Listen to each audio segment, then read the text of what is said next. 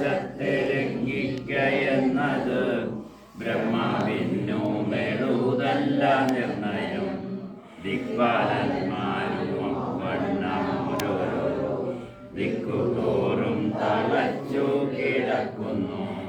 അല്പകർമ്മികളാകിയ നാമെല്ലാം അല്പകാലം കൊണ്ടോരോരോ ജന്തുക്കൾ ഗർഭപാത്രത്തിൽ പൂക്കും പുറപ്പെടും.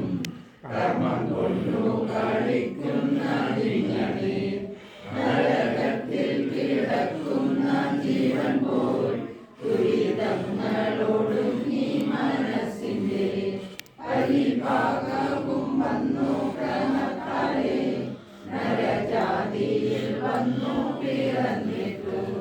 ചുടുക്കം ചെയ്തു മേലോട്ടു പോയവർ സുഖിച്ചിടുന്നു സത്യലോകത്തോളം. മേലോട്ടു പോയവർ സ്വർഗത്തിങ്കലിരുന്നു സുഖിക്കുന്നു. സുഹൃതങ്ങളൊക്കെയൊടുങ്ങുമ്പോൾ പരിഭാഗവും മേലോളാനില്ലവർ പരിചോടങ്ങിരുന്നിട്ടു ഭൂമിയിൽ ഗാതരായുരികം ചെയ്തു ചത്തവർ വന്നൊരദുരിതത്തിൻ ഫലമായി പിന്നെ പോയി നരകങ്ങളിൽ വീഴുന്നു. സുരലോകത്തിൽ നിന്നൊരു ജീവൻ പോയി നരലോകെ മഹീസുരനാകുന്നു. ചണ്ഡകർമ്മങ്ങൾ ചെയ്തവൻ ചാകുമ്പോൾ ചണ്ഡാല കുലത്തിങ്കൽ പിറക്കുന്നു.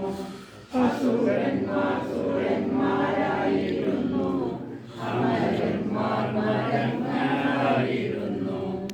അജം ചത്തു ഗജമായി പിറക്കുന്നു, ഗജം ചത്തങ്ങജവുമായി തീരുന്നു.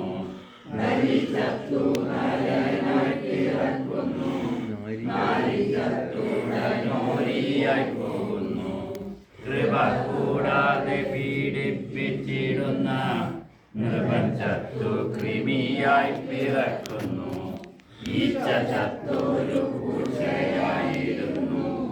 ഈശ്വരന്റെ വിലാസങ്ങളിങ്ങനെ കീഴ്മയിലിങ്ങനെ മണ്ടുന്ന ജീവന്മാർ ഭൂമി